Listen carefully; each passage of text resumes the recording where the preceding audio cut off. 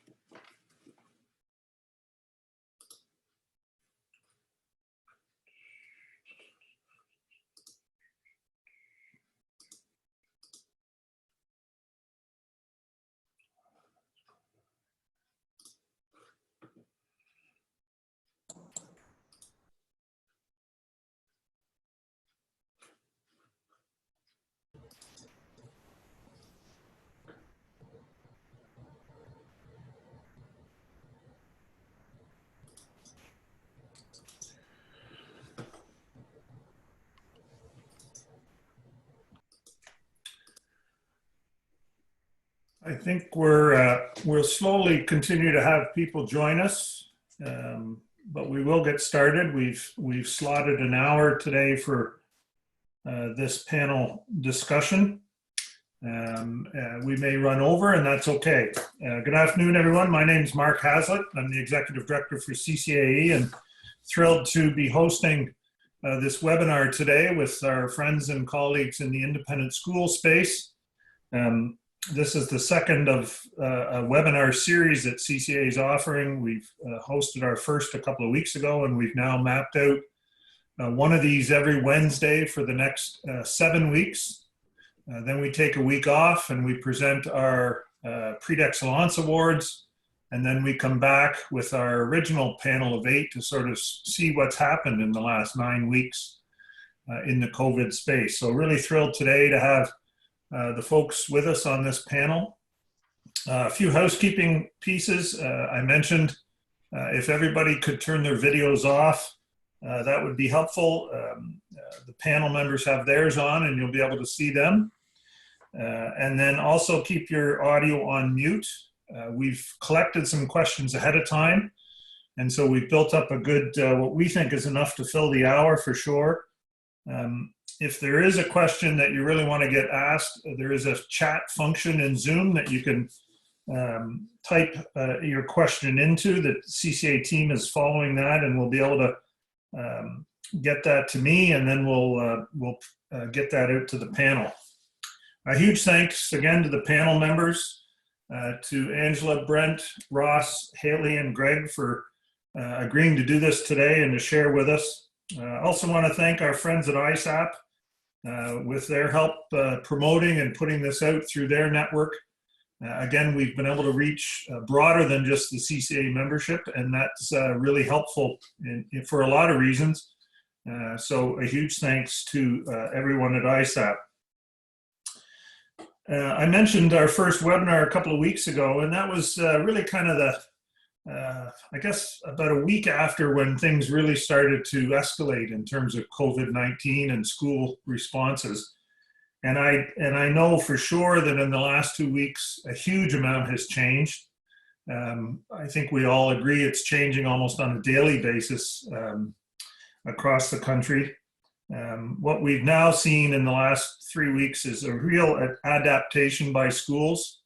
In terms of class and program delivery, everybody seems to have been able to transition online or to some kind of virtual delivery.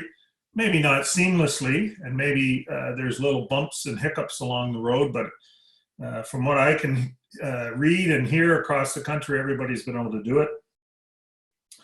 Certainly the schools all face some challenges with study abroad programs, whether those were students that were away or faculty, professors, teachers that were away. all the component pieces, getting those folks home and quarantined or self-isolated and engaged back into the school system. I know the schools that have boarding, that's another hiccup that everybody had to sort of figure out.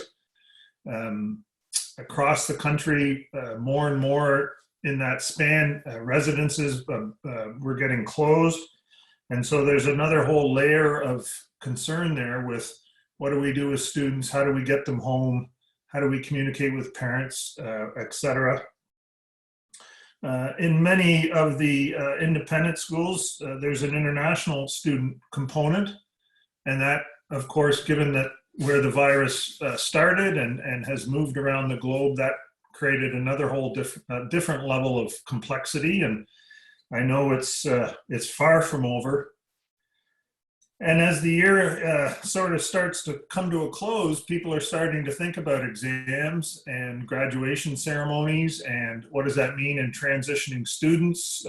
If they're in grade 12, for those schools that have grade 12, what does that mean for the next step? And for others, what does that mean in terms of moving students on to the next level, especially if exams don't happen? So there's a huge number of complexity pieces to this, and we're going to perhaps talk through some of that today, but really focus in on the fundraising, the alumni, the communications work. What we're going to do for the next hour, again, I've got a list of questions, and so I'll pose these out to the folks, the panel members, and ask each of them to respond. But what I'm going to do first is ask each of them to give a little bit of a brief overview of what's happened to their situation for the last couple of weeks as their school started to take action with respect to COVID-19. So I'm going to start with Hallie, who's going to give us just a little brief overview. Hallie, over to you. Thanks, Mark. Hi, everyone. I am Hallie McClelland. I'm the Director of Advancement at Kingsway College School in West End, Toronto. We are a K-8 school with the plans to open a 9 to 12 school and are in the process of working through that as well in the middle of all this pandemic. Prior to we're also co-ed and we're a community school. So prior to the March break, when we started to hear about what was going on with the pandemic, we asked our teachers to put together a plan, an online plan. What could they offer online to their students should we have to move into a virtual world?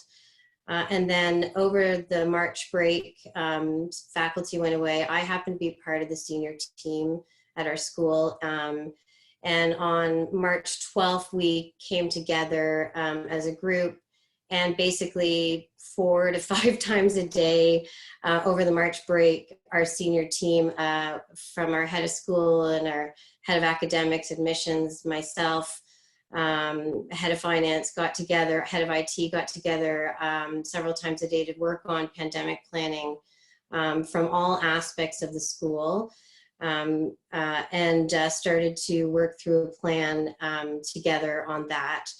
And then as soon as faculty came back, we worked with them on that plan, evolving and rolling out that plan on a virtual level. We are now today at week 2 of our at-home learning program. I would say it was a very bumpy start for the first couple of days, mostly from an IT perspective, getting people acclimatized, and also from a young family perspective, how families were going to figure out the academic side of things and how it was going to evolve in their own households.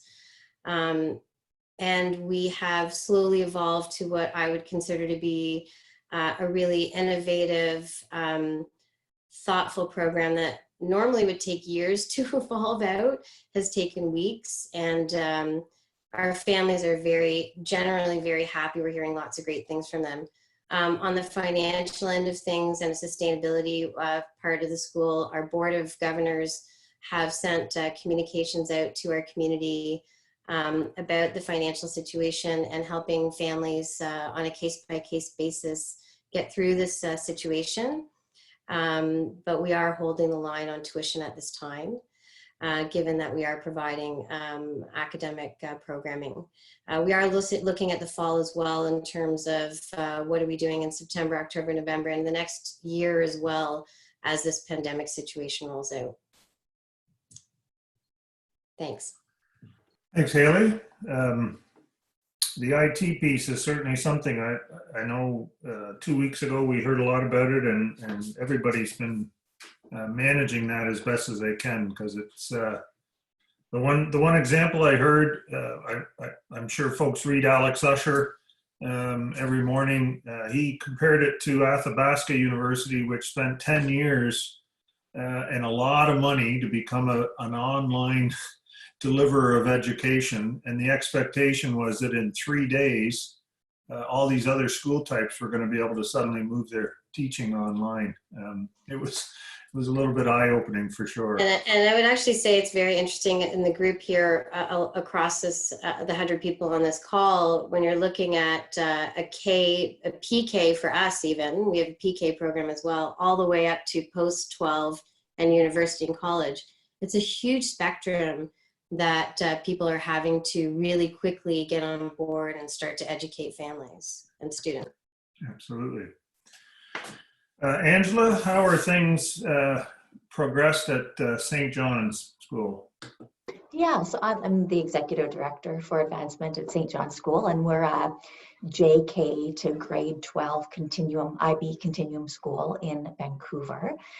And our spring break was similar. It was on March 13th that we had our final day before a 2-week break. And about the week before that, we were preparing for the school not to open again after spring break. And it seemed like we were being, so over the top doing the planning. Who knew what could happen in 2 weeks? But Zoom was determined to be the tool that we'd use in the event of a school closure.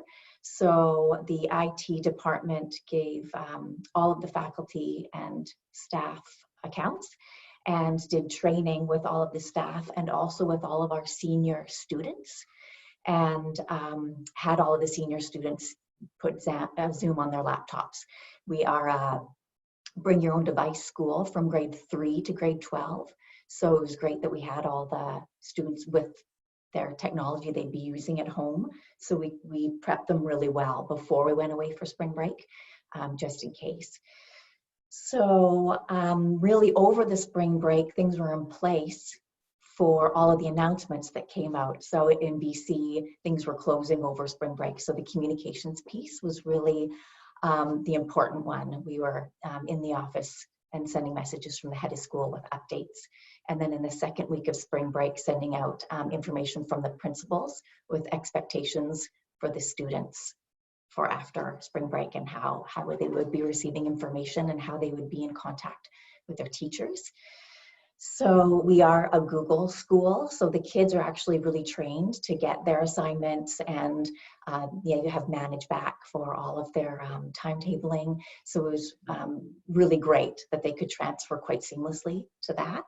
And because grade 3 to 12 either had iPads or laptops that they used daily at the school, again, a lot of the applications that they were using, they're very familiar with finding them and setting them up. And our K and 1 students have iPads in the classroom that they use. So the second day after the school opened for spring break, we had the parents come to the school and sign out iPads, so those students could have the technology they were used to at home. And then now our students are connected with their teachers with daily messages and pretty much a consistent timetable. The other thing that was a blessing was that we canceled our trips over spring break. So again, it seemed a bit heavy-handed maybe at the time, but wow, was it a relief the way things went. So all in all, things have gone fairly smoothly. We are continuing to get some feedback, especially from our middle year parents, about how much independence and how much check-in and how much demands are put on those students, but it's been a pretty smooth transition here. Thanks, Angela. I'm going to go to Brent Johnston at Country Day School. Brent? Unmute yourself, Brent. You know, everybody does that in every single meeting and we all chuckle. Thank you. Very similar to everyone else's comments. Our March break started on March 5th. Just as crazy as it is, it was not until March 13th that this was actually declared a pandemic. So it really gives you a perspective of how fast this has been moving for everyone. We did have trips out. We had one trip out and we did have to get them back. We did that successfully, but that took a lot of time. I think the biggest thing that has, you know, we've heard everyone's converting to remote learning, but from our advancement office perspective, I think the key thing was that this was a massive undertaking on communications. You know, the amount of communications that we had to do all the way through March break to our families. You know, number one, we were instituting self-isolation well beyond what was being recommended by the province early. And then as the province started to shut things down and starting to create these new, we were, you know, having to communicate back saying now the government is saying this and now the government is saying that. So, you know, I think for all of us that have umbrellas that included the communications side in our office, and like Hallie, you know, I was on the senior leadership. I mean, the amount of communication, the amount of meetings, the amount of planning that was going on from an advancement office perspective into areas that weren't necessarily a day-to-day operation was an important part. We were actively working with our academic programs and helping on the IT side, like Angela was saying, arranging for locker visits, you know, so that people could pick up things. All of these, you know, things that didn't necessarily have anything to do with development or advancement, but certainly have everything to do with supporting your community through this time.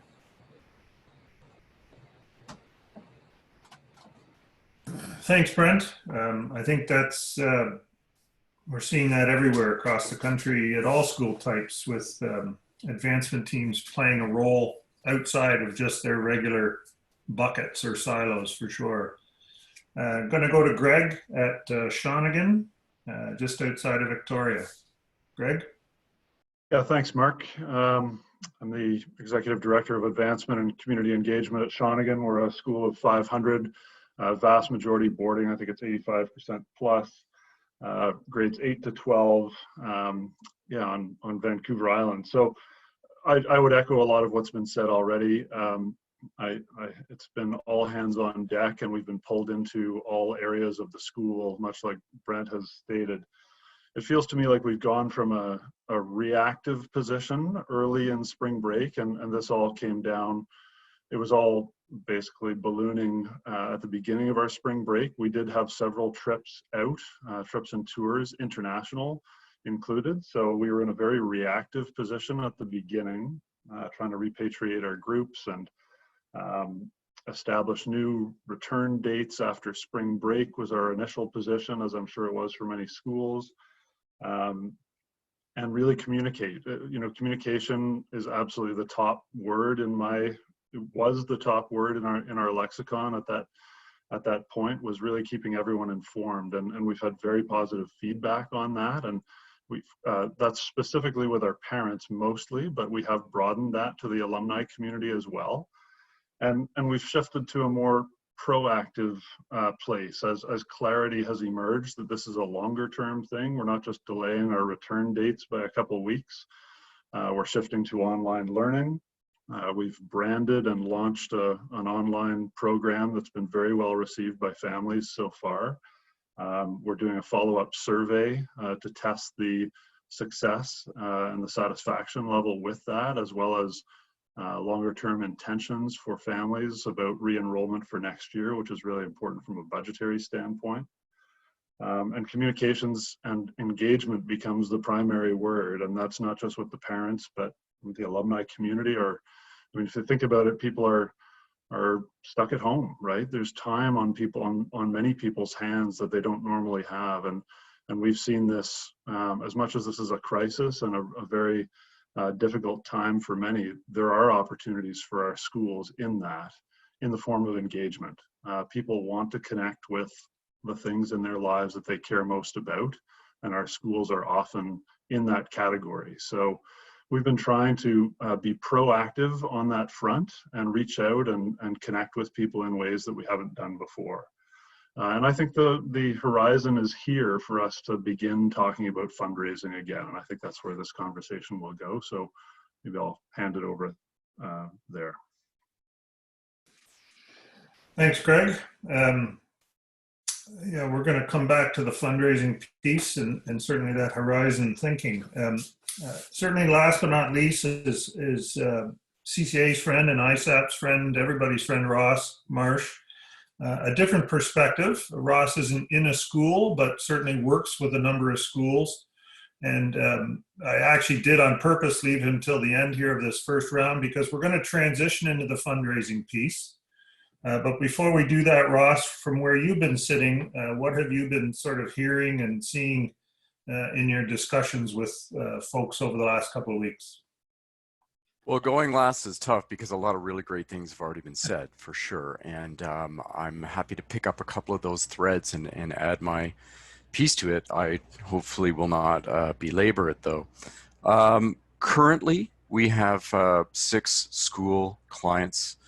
And I think in the last, let's say 3 or 4 years, it's probably a dozen or 14, somewhere in there. So what I'm going to do is I think talk about what I see as the sort of amalgam, the commonality of some of the responses, and some of the other speakers have already touched on these things, but certainly everything kind of came to this screeching stop as we started to think, all of our schools started to think about learning continuation became the first thing. Sort of learning continuation and health and safety was number one, and that's what should have been number one for sure.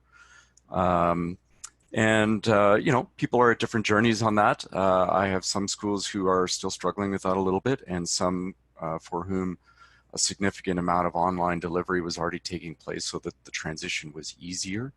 Happy if anybody ever wants to reach out to me about that, who maybe was able to do this really, really well. I'd be happy to connect people to those schools. Definitely, I think the thread we've all heard is there's no playbook for this.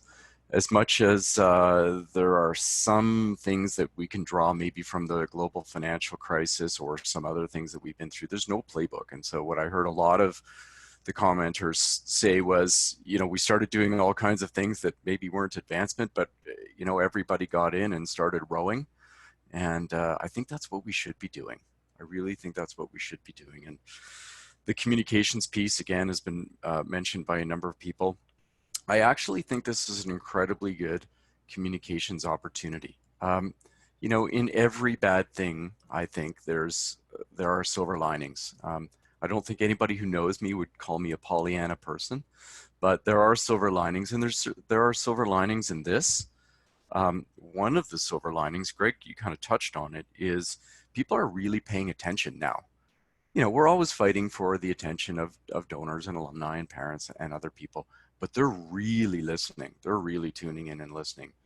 And so that's an opportunity for enhanced communication, and communication that maybe would be a little bit deeper than something we've done before. And you know, Greg started the segue, and I'll continue it. I think as things have settled a little bit and things are clarifying a little bit, and we've gone from day to day and hour to hour, what are we doing?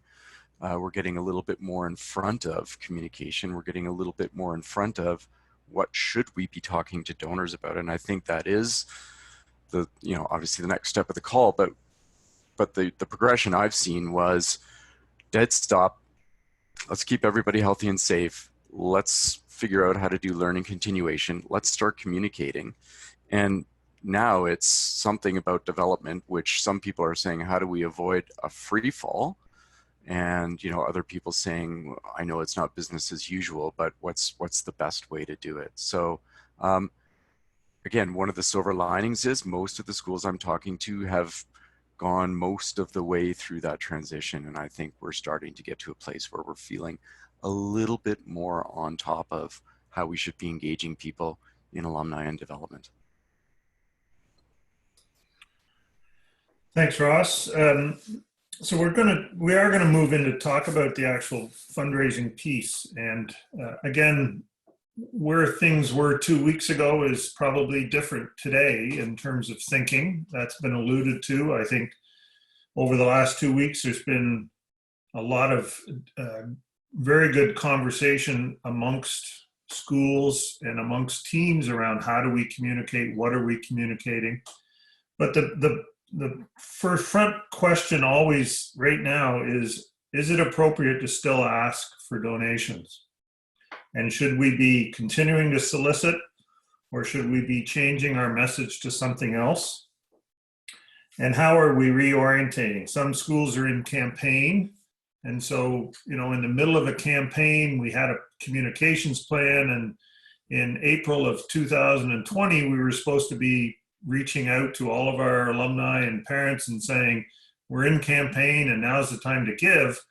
How have schools been able to shift or make that transition from what was the plan to what is the reality today?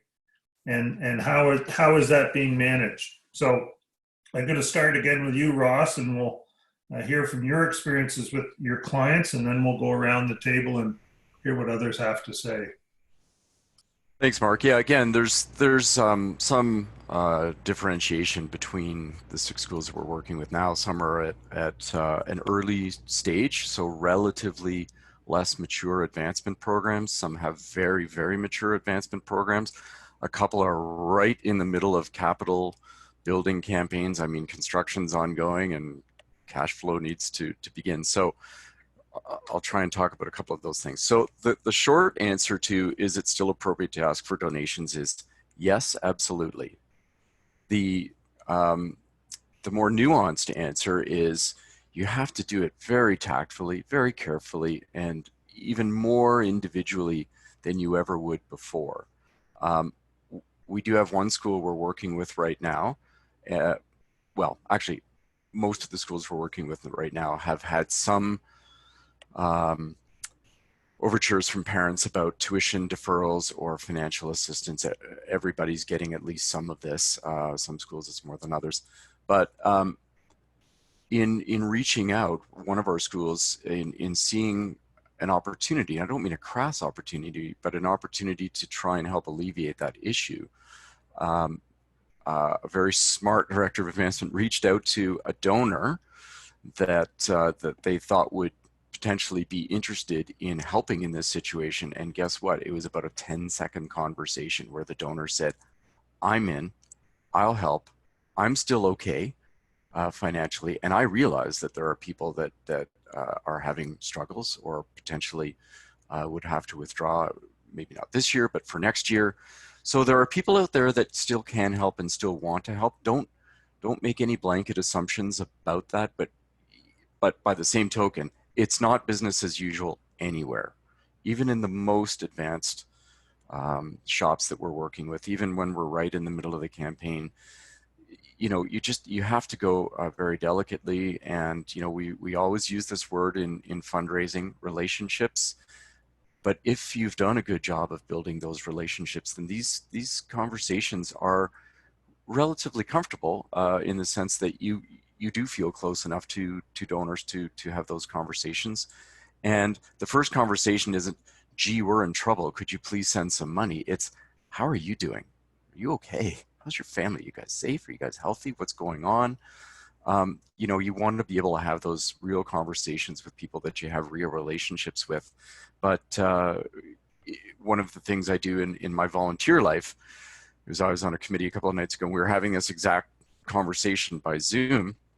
And, you know, we talked about the fact that there are people who have expressed interest already. What can I do to help? And does that include financially? So don't stop, but don't plow ahead too as if nothing's happened. And I think what we really are going to need to think about in most of our schools is fewer donor conversations for the time being, but maybe deeper conversations with those donors who want to be a part of helping you and your students and your families through the situation. Angela, what's happened at St. John's in terms of soliciting donors and perhaps changing the narrative a little bit over the last couple of weeks? Yeah, we're in the final stages of a capital campaign. So we just have a couple of more months. At the end of this fiscal year, we are going to be closing it down. So it's not very active right now. And so other than following up on some pledges, that is in a really good place for this timing. Our annual giving campaign, I'm sure a lot of you experience the same, is that the majority of the funds come in before Christmas, before we close for end of year. So fortunately, we are a little bit ahead to date on our annual giving, and we are okay if we don't hit where we were last year. So we are going to slow down our annual giving ask, and again, just really hit the cultivation, stewardship, try and find the silver lining, tell some great stories, really try to connect everyone as a community through positive communications, but not focus on the ask so much right now. We haven't had any indication, or very, very little indication, that our community is needing financial aid at this point. So it doesn't seem terribly genuine to actively ask for financial aid. So we're going to watch that spot. But so far, things seem to be on track as usual. So we're really focusing on stewardship piece and not going to focus much on appeals at least over the next month. And do you think, did you have some things lined up for the closing of your campaign? And, is that stretched out now a few extra months just based on the situation? Mm-hmm. When we opened our building, of course, that was the big hoopla. And so really Advancement is the only group in the building who still considers a capital campaign going. So it's been a really individual experience for now. So we have been meeting with new parents, for instance, one-on-one, but haven't broadly been speaking or talking about the capital campaign really since the facility opened. We did have an event 1 year after our facility opened. So we had a birthday party for our Arts and Science Center. So it was really posed as stewardship for the people who did give to the campaign, but also a solicitation for people who didn't support the campaign. So we followed up with some key families and definitely let people know how they could support the campaign if they haven't already. But otherwise, it's been really individual asks on the capital side. So again, on a community level, it hasn't affected our communications. Okay. Greg, what in terms of solicitations, and you talked a little bit about moving the message already, sort of how has that shifted from where you're sitting? Yeah, we put a hard stop on any solicitation activities as the crisis was unfolding, and just focused, as I said earlier, on communications and have shifted to engagement. The comment I made at the end about the horizon is now here is I was always saying, let's look for signs of stability. I don't think we would say that we have a stable situation on our hands, but there is some clarity, at least at Shawnigan. I can say that we know that many of our families will rely on financial aid more heavily than they have in the past. For a boarding school, that's absolutely going to be the case, and probably for many, if not most, of our schools. So that's a very real need, and I think it's just about authenticity. People, if we are communicating well and we are engaged with our parents and our alumni, of course our board, our supporters, if we share the crisis that we're all navigating our way through, and the proactive response and even long-term planning that we're engaging in for something like financial aid, and I would broaden that, we are broadening that to include support for our staff families, because there have been some layoffs. We're a boarding school, so inevitably our kitchens, our boarding houses, there isn't as much cleaning to do on a campus that's empty. There are some families that are struggling either from layoffs at Shawnigan, or perhaps spouses of our staff members that are struggling through loss of income. We've also been very active in our surrounding community. We're supporting food bank programs. We're collaborating with other schools in terms of the development of online learning. The local school district is a really important source of a meals program for kids in the Cowichan Valley. So we've jumped on board with the local community association to support those initiatives. And while that's not the focus of what fundraising we might do going forward, certainly financial aid will be. And I would say staff support, employee assistance programs, that type of thing will be as well. And we're crafting our message and that will be a broad-based message. We will send that out in the coming weeks. So we are going quite broad with our ask, but we're also doing a very targeted, individually focused campaign to support a fund that we're creating that is going to be branded and focused very much on the crisis or the cause that we're in the midst of navigating our way through. Thanks. Sorry to hear about members of the staff family. That's a difficult situation for sure, and I'm sure not just for you, but others all experiencing that.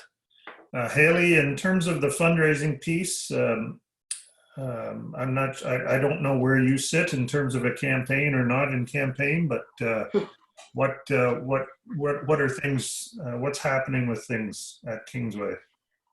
So at Kingsway College School, we are in silent phase. We finished our last $1.7 million campaign in the fall in terms of recognition, all that stuff, but we are in silent phase for a $4.5 million comprehensive capital campaign that includes a fill a classroom campaign for our senior school, as well as a community bond campaign, which is a really innovative tool that we started to go down a path with a company called Tapestry with, which would have been a $3.4 million community bond offering to our community to help us with the construction of our new senior school. So we are still technically in silent phase for that, but like Greg and others, we have stopped fundraising. Our annual campaign, again, like Angela, most of the dollars came in the fall, so we were already in more of a stewardship maintenance mode at that point.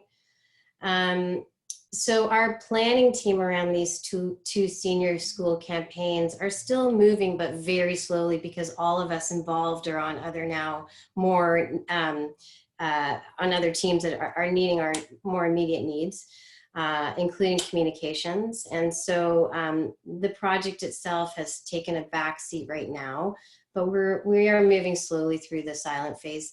We have stopped fundraising we have stopped asking for dollars. I've moved into full stewardship mode. What I've done is I've actually started to individually contact all my major donors, reach out to them and ask for a phone call or Zoom session. And I'm running through them literally by major donor down, no offense to everybody. But, and then what I've also done, which is a tactical tool, is the front receptionist is actually a part of my advancement team. We consider her part of the external relations team, and every family in the school knows her. So what I've actually asked her to do is to personally reach out to every family at the school by email and send a note and ask how they're doing. So she started doing that after we came back from the break, and she started in PK and has made her way up through the grades. She's now started to create a regular correspondence with a number of families, but the responses we've been getting back from these families has been incredible. So it's a person at our school that normally would be the face, and she's also our first aid nurse at Frontline, but we've utilized her role in a different way from a communications tool to really give a high touch feel to our families, and in particular the families that she would have seen and talked to every day. So now what she's doing is she has sent me all the first responses from every family, but is continuing to contact a lot of families back and forth by email. So this idea about high touch communications is really key. Our head of school is doing it as well. I work with him on a communication piece twice a week. We also we've just had our first all school assembly by Zoom. And so there's a lot of communication coming around that and a lot of video around that to let families know how we're doing, both from an academic, but also social emotional well-being perspective. So it's a lot of communication and a lot of stewardship and a lot of activity around high touch, but not a lot of fundraising at this time. And I have to just say, I worked at the University of Western Ontario, which is now Western University, back in 2008 during the recession at that time. And I was actually president of the Professional Managerial Association during the 2008 recession, where we had 900 managers on campus that were non-academics, that were leaders. At that time, because of the recession, and in order to ensure student financial aid, 60 non-faculty staff were position eliminated at that time. And I personally had to be involved in 30 of those meetings. So I also heard at that time in 2008 that Kingsway College School, where I was, worked on cost cutting across the board in order to ensure faculty were able to keep their positions. There were no staff eliminations. And I think that that's the better way to do it. As we look long-term at our schools, we need to consider fundraising, but even if you're not hearing about tuition, and even if you're not hearing about the need for refunds, there are families in our community that, as this evolves and into the fall, which all of our schools are starting to look at from a long-term planning perspective, there'll be pandemic situations happening right into the new year until we have a vaccine. We need to consider how to sustain our schools and our communities in addition to the fundraising that we're doing. So let's just all remember the bigger picture as we start to look at, I've had donors, major donors reaching out to me about asking about how we're doing with fundraising, but we have to be, as Ross said, really, really careful about how we're asking people. And we really need to do what I see, what Greg's doing a lot of, which is really responding to the situation and then looking long-term with our finance team about what are we saving on dollars right now from our budgets? What does that look like from a cost containment perspective? What are we looking at long-term in our endowments and in our budgets long-term for staffing? And what is enrollment looking like in the long term? How many families have already pulled out of our schools? How many have already said that they'll be back in September? How many positions? I mean, our admissions team is really working hard right now, and we actually are taking applications for September, which we were surprised to start getting. But we are still getting them in these 2 weeks. But we need to consider all these pieces as we start to roll out our fundraising in the future. Really good bigger picture comments, Hallie. So I know, again, from talking to Brent in the past, CDS is in mid-campaign and has really had to sort of shift much of what they were planning and doing. Brent, you want to give us a little bit of an overview of how you've shifted the focus away from the actual fundraising solicitation to much more in the stewardship and the I guess bigger picture conversations, as we've heard from just about everybody. Yeah, exactly. A lot of this is repeating my colleagues. So I'll try to be brief. We are in the middle of a campaign. We were months away from groundbreaking for a new wing. All of those plans are now up in the air with different closures and essential services only closures by the government. But echoing what Ross and Greg and others have said, we haven't stopped talking about fundraising. We have just chosen who we're talking to very, very carefully. Those relationships that are strong are the ones that we are continuing to have. I certainly would say that we're shut down in terms of global, appeals to our entire community or blind, mailings to our alumni. Right now we're trying to get the focus to be on our community, and really echoing what Hallie was saying, that concept of we're in this together, and we will get through this together. I think is a really important communication piece. It speaks to, we're going to figure out how to provide student support and student scholarships if we have to. We're going to do all of what we can in terms of our cost savings to be able to keep everybody employed, because our community is part of our faculty and staff are part of that community and part of that, why people choose to come to our school. So we want to make sure that we can still have those people with us, weathering the storm. So really the stewardship part that we're doing, as mentioned before, making calls to our major donors in the campaign, checking in on their families, not asking about money, not asking about pledge payments. The timing of this pandemic and shutdown is, as crazy to say, was actually good. It's never a good time, but the timing in our cycle was okay. Our admissions process had pretty well done for 2021. So we have everyone already re-enrolled. We have already received most of our families' annual capital fund. Our annual fund for our parents had already come through the door.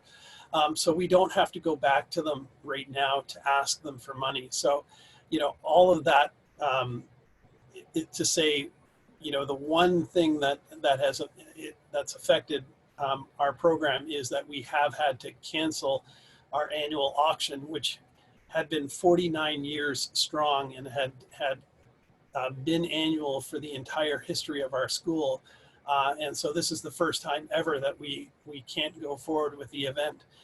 So that, from a community perspective, again, it's an opportunity to have conversations with the community. We're calling up all of our sponsors that normally participated in our auction. We're having that conversation about how are you?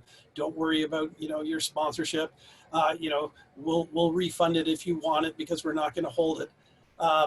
And the incredible thing was that almost universally all of our sponsors for the auction said, no, keep my money, keep it so that you can pay for any expenses that you've already incurred, so that you don't lose money on the cancellation of the auction. So again, that's that in the right circumstance, carefully looking at your relationships, you can continue these conversations about donations. But I think, as mentioned, we're definitely shut down from actively looking at new solicitations, if that makes sense. Thank you, Mark. Yeah, no, I think that's the pretty common theme across this panel and across the country, that it's any kind of communication and checking in now is about how are you doing? How's your family doing? It's stewardship. It's I would even call it pre-cultivation kind of checking in, right? We've actually, somebody's asked a question, even if you're in a feasibility study phase, do you continue to check in? And I think the common answer would be absolutely. I think it's just, again, the narrative that you're going to use and how that conversation is going to roll out. All in the same kind of making sure people are okay. Ross, Mark, if I could just say, yeah, first, Brent, this is an opportunity for advancement people who have advancement committees to engage your senior leadership. Here's where you want them to start. You want to split up your school groups and start to utilize your advancement teams to start contacting all those people who aren't using them for stewardship already. This is the time you give them the script and you send them off and give them some phone numbers and just have them start reaching out to your community. and start getting that feedback and make sure people are touching our families as often as possible in as many ways as possible. That's another great suggestion about engaging your volunteers in this exercise and making sure that they're helping you in that reach out and contact. Brent? Sorry, one thing that I had forgotten to mention, I think now is also a time to look at your financial needs process. We heard, I guess yesterday, that Apple Financial is not going to be handling any new requests for financial aid evaluations because they just can't, be able to tell whether or not somebody who had their job yesterday but didn't have it today or don't have it today, can actually afford to go to your school. So we're actually having to look at all of our financial aid program and how people apply for financial aid. So that's something that's coming down the pipe as well. I think it's an important thing to review. Yeah, that's a great point. Just before, I want to talk a little bit about events, because I know in a lot of cases, some of these events held through the spring and into the summer. Some are gala awards, some are fundraising type events, some are just alumni get-together type events. But I've got a question here. Wanting to hear from Greg a little bit more about the messaging you've been sending or communicating out to alumni specifically. Yeah, well, it's about engagement, and I would just say the basis upon which I feel comfortable proceeding with fundraising, and I feels like I'm a little outside the average here, but is the basis upon which we find our schools in a very real, facing a very real set of daunting challenges. And I would say, again, the crux of that is around financial aid. We were gearing up already for a very big push on our endowment with financial aid, for tuition-based financial aid as the focus of that. So, I think we're at the very beginning of seeing a heavy impact on our re-enrollment. And that obviously is the biggest possible impact on our operating budgets. And therefore our school's survival.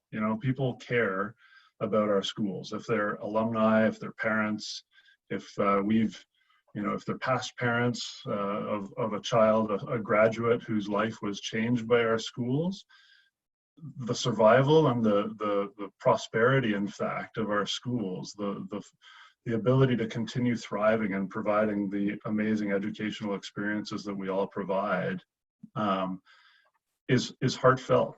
That's a cause that people are willing to support. So I don't think I'm answering your question, Mark, but it's just a comment on the messaging around fundraising going forward, I guess, is what I'm speaking to, and sharing authentically what we are doing to ensure that we can continue doing what everyone wants us to do. That's really important. In terms of alumni engagement and what we've been working on, we've been looking. I mean, the events piece. Obviously, we canceled all of our events that involved group gatherings and so on. So we've been trying to shift that level of engagement that we normally have face-to-face with people into the online sphere. So we're looking at ramping up our mentorship program. We have Graduate, so there's a really great platform for us to expand our mentorship programming. We've got some students that are leading into graduating in a very strange world right now. So how do you navigate not just the transition to university, but for our young alumni who are graduating from university right now? How do you transition into a job market right now? That's a daunting task right there. And we're well positioned, given our close networks of alumni, to help with that through mentorship, networking events, and so on. We're also trying to launch, we're not quite there yet, but a TED Talks type environment. We're calling it Stag Talks because that's the mascot, I guess, of the school. to bring in experts. And the first experts that we're lining in the process of lining up will be about career planning and mentorship and transitioning into a career, so that we're providing a very real service to our alumni community that speaks to the place that they're in right now. And in fact, we are all in together.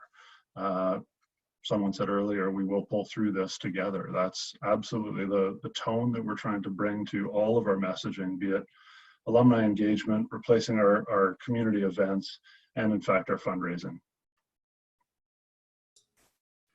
Yeah, that's, I know in 2 weeks when we do one of these webinars talking about the class of 2020 and its transition, that whole career planning, how do you deal with where you are now trying to, and I've got a daughter about to graduate from university. What's the world hold for her and for that whole class, for sure, because that is going to be a challenge. In terms of other events, I guess the biggest piece, I mean, I think we all know events have been canceled or postponed. Those that have fundraising impacts, how are you managing those kind of, Angela, do you have any of those that are events that generate revenue that you've now got to rethink or come up with a different plan, or do you just take a year off? Fortunately, we don't have any events that are fundraising based. So really the biggest event that the advancement office has next term would be our annual alumni barbecue, which is our largest alumni event. And we try and have some reunions based around that as well. So we will naturally try and leverage our social media and our archives at the school. It's always been one of those things we haven't had time. Like, oh, one of these days we're going to sort out those archives and leverage them. So we're really taking this opportunity. We have a bit of time. Some of one of my team members is really our creative person and our photo archiver. So she's spending a lot of time going through to find ways to categorize that information and then really use it as a touch point. Since we don't have a lot of new content being generated right now, it might be fun to have some throwbacks. But yeah, really we'll just be trying to bring our alumni relations to life remotely. And fortunately, we don't have any events that are for fundraising in the short term. All right. Ross, you had your hand up. Yeah, I think when it comes to events, especially if you have an annual event, do not take the year off. Do something radically different, rescope it, put it online. But so much of what we do in advancement is it's a habit, it's a rhythm, it's a calendar. Don't let people break that habit or rhythm or calendar. A number of years ago, during the global financial crisis, actually, one school that we've worked with a couple of times, York House School, switched one of their events to supporting people in the financial industry. And if I remember everything correctly, they gave them all a brown bag lunch. And they actually had a little bit of fun with it, but they kept the sense of community. And I wanted to come to that because Brent made an incredibly important point, and he skipped by it really quickly, but everybody needs to hear the point. And what Brent said was, you keep talking to people. You keep talking to your donors and your sponsors, and you keep talking to those people who said, we can't do it this year. Because if you stop talking to them when they say we can't do it this year, you've told them it's not really a relationship, it's only about money. And that was a really, really important point. And we need to do that if we really believe in what we are and what we do as people who foster and grow relationships. Then even the people who say, I can't do it, you keep talking to them. Do not send that impression that it's only about money. It is about relationships that, sure, we hope they pay off sometime. Absolutely. And then the last point I'll make on it, and then I'll stop very quickly, is generally speaking, when it comes to major gifts and planned gifts, there are exceptions, but generally speaking, the longer you can hold a cultivation conversation the better it is. Well, this is an opportunity for cultivation conversations to lengthen and deepen. And so, as many people have said, well, we're not in as a proactive solicitation stance as we were a month or two ago. That's okay. Don't lose the opportunity to continue to lengthen and deepen those cultivation conversations. And I am sure in many cases, what you will have is a gift 6 months from now, a year ago, maybe 2 years from now, that will be much more than it would have been otherwise. Yeah, I think that's good advice. We're gathering information from schools that were in a similar situation in 2008, and that's actually one of the common themes. Lengthen out the conversations. This is going to end. You have to remain optimistic, and in the longer term, you're going to see something probably even greater than you thought. Just before I go to Hallie, because she had her hand up, it is the top of the hour. We're going to keep talking. I have at least one other area I did want to sort of ask folks about, that being the whole working from home and supporting your teams. But Hallie, you had your hand up on the event piece. I just wanted to respond to the comment on the chat about graduation. So what we're doing at our school with regards to graduation is Trifactor. We just had a meeting with our grad committee, and what we're going to do is do an electronic, we were planning to do a video anyway, so we'll continue through with a video and also a grad book. So the students graduating will get something in the fall, or sorry, right now to their homes tangibly. But we're also going to do a virtual graduation right now. And then we hope to do something also in the fall in person. So it'll be a trifecta to try to respond to this particular graduating classes situation. Yeah, I think the university and college world happens a little bit earlier than the independent school. So this is huge right now. And I've referred a few times. 2 weeks ago on a Wednesday, we were on a panel exactly like this. And by Friday, 25 schools had canceled or postponed their graduations across the country. I made reference to my daughter. They're going to mail her diploma and basically say, you've graduated. That's it. You just kind of, we're going to have our own ceremony in the court just to celebrate. The whole working from home piece, very different for some people. I've been doing it for 12 years, so it's pretty regular for me, but your own shifting to working from home and then supporting any of your team in terms of working from home. It's a very different space if you've got young children and suddenly your 4-year-old is excited because mom or dad is now home all day. Wow, isn't this great? And so productivity might become a bit of a challenge. So how are you managing those things? Hallie, do you want to start? Sure, because I also have input into the academic side of the house. So what we've done on the academic side of the house is we've buddied every faculty member so that they have a faculty partner, and that faculty partner is generally a subject teacher with a home form teacher.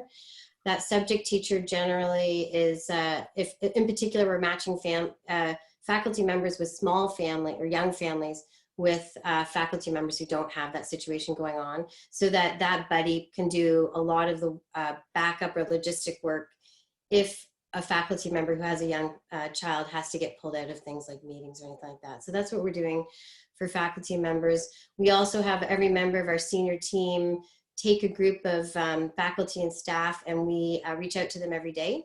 So that's kind of our mental well-being situation that we're doing in terms of getting at home. We've also just established a policy for additional equipment needed at home by faculty in order for them to continue to teach. We've had some faculty members need standing desks or printers and that kind of thing in order to help fill out the robust education needs that they need at home. it's a change for all of us on the senior team, but we meet every day at 4:30 virtually on the senior team to catch up, and we're finding that to be a really good way to meet, in addition to other times that we're meeting throughout the day. I personally find that you have to have a team that you trust to get their job done. You push out the activities that you have them do, no matter whatever they're doing on the team. I meet with my team twice a week, virtually, everyone on the team for and around the room, as I do normally, but normally that's once a week, not twice a week. And we generally do it in alignment with when the next communication from the school is going out, so that we can be on par with that. I also have members of my team embedded into the academic side of the house when it comes to their virtual meetings and that kind of thing, so that they can push marketing information to me, because it's really important that we're over communicating the at-home program to our families, and the success and impact and effect of the at-home program on families. And so I don't want to put extra work on my faculty, so I've actually asked members of my team to go into classrooms and start to pull information out and start to feed it back to me. I'm also asking my parent network, my senior volunteers at home who are watching things happen from the other side, to take photos and send me stuff so that I can market it out as well. So I'm trying to find those diamonds in the rough within my own community of volunteers to help feed me information, so that we can continue to over communicate the good stuff going on. And most of the time we're doing that through social media snapshots. We're finding people are really over communicated right now, and so sending large, long blogs and stuff like that is not working. So social media, short pushes, videos, short videos, fun things to lighten the mood on a regular basis has been really helpful as well. So yeah, so at home is working well. I think that, again, you just have to trust that your team is doing what they're doing, and you have to meet with them on a regular basis. Thanks, Haley. Greg, how is your team adjusted to a different work environment? I would say very similar to Hallie in the frequency of meetings we've increased, just recognizing that we're not having those quick chats in the hallway as we pass each other's offices, and keeping up to date on multiple touch points during each day. We've gone from a one departmental meeting per week where we cover everything that's upcoming for the week. We're now doing it 3 times a week. And in addition to that, there are quick FaceTime, text, email exchanges throughout the day, just to try and open up the electronic lines of communication to replace those face-to-face touch points. But I'd echo everything Hallie said. You need to have some faith that people are finding their way through this. We've got a lot of staff members in the department that have young kids, and so they're hollering in the background, running around, and all hell's breaking loose sometimes, and you've got to be okay with that, and know that they're also sending emails at 10 o'clock at night, so people are finding their way through, and there's a genuine investment in the school, the cause that we're all promoting. Angela, what about your team? Really similar. We're just trying to, keep the routine as it was, still having team meetings, additional team meeting during the week, keeping the one-on-one meetings on schedule, and just every once in a while, instead of sending an email, I try and a call, just as I would drop by the office in a normal circumstance. But otherwise, very similar. Getting late night emails for people who have kids at home, and just trying to accommodate everyone's new normal, for sure. Brent, anything different to add there? Yeah, a couple of alternatives. We're certainly meeting. We have a regular morning Zoom meeting with my staff, and sort of set the plan for the day. So chunking it down to smaller little sort of tasks and goals per day is helping everybody, sort of not get bogged down in too big a project that they can't feel like they're accomplishing anything.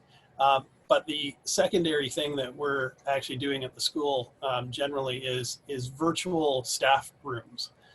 So creating a Google Hangout so that staff and faculty can pop in and just have those side conversations that have nothing to do the school, the academics, or what we're trying to do. So today's virtual pop-in was the video of the Hamilton cast singing to that young girl online, and so everybody chiming in and having sort of a feel-good moment. So I think those kinds of wellness aspects, how can you build a virtual wellness program after the virtual staff room. We're actually now planning virtual yoga and virtual happy hours for our faculty and staff, so that they can continue to have the social aspect of being part of the school, and that's almost as important as setting what our tasks and goals are for the day. Absolutely. It's an important piece. Somebody that's, again, been working from home for 12 years. You could sit down in this chair and you could sit here for 8 or 9 or 10 hours straight.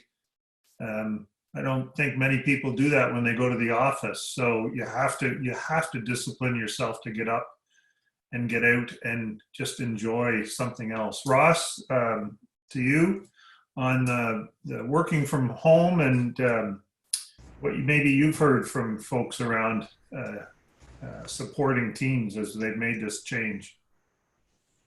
Yeah, well, like you, Mark, most of our team work on a mobile basis and a remote basis, and we're on client sites and on campuses and off campuses and work from home. And so it's pretty familiar to us.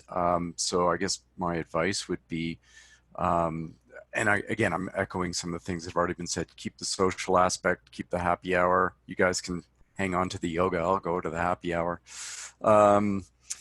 One of the things that we've been doing over the last couple of weeks is making sure that we schedule quite regular meetings. So we've actually increased the frequency a bit, but shortened the timeline. So for a few clients right now, I'm doing usually 2 half-hour sort of formal check-ins every week. Of course, there's also email and the occasional phone call going back and forth. But I think there's just something really important about maintaining that the routine of it and and probably upping the frequency. I think I'm hearing most people talking about upping the frequency, that I think is important.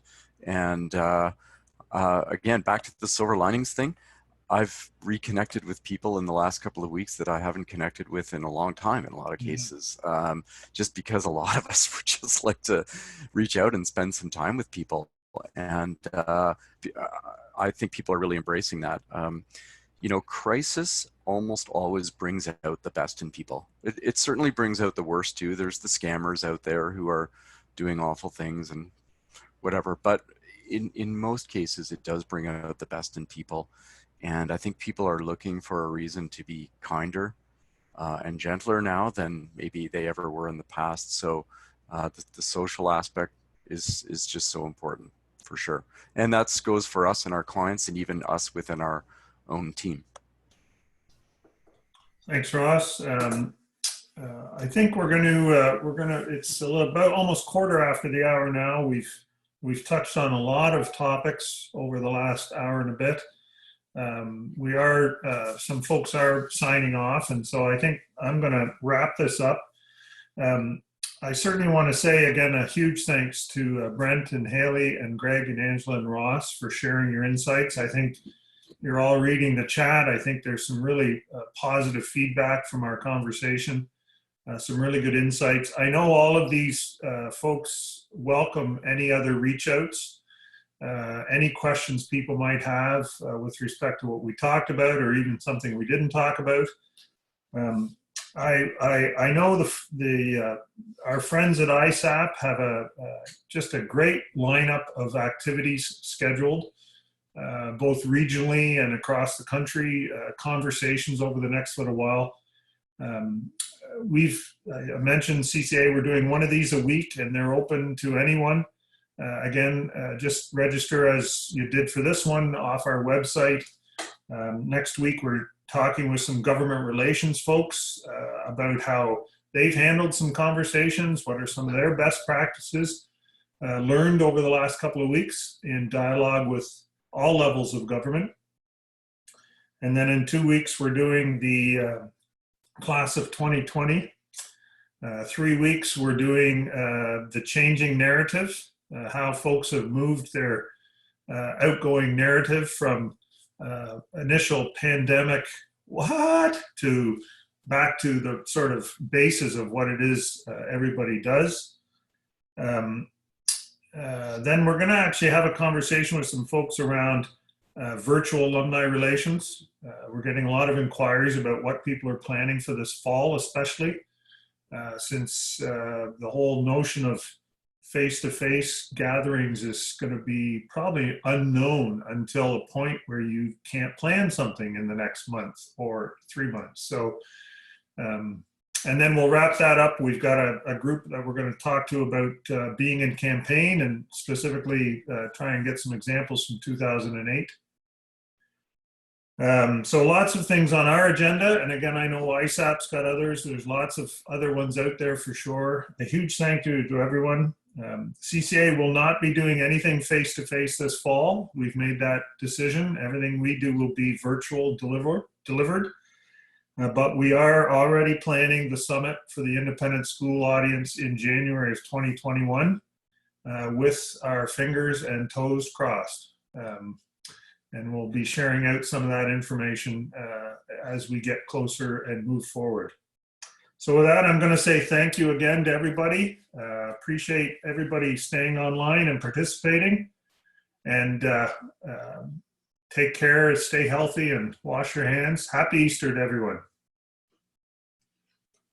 Thank you, folks.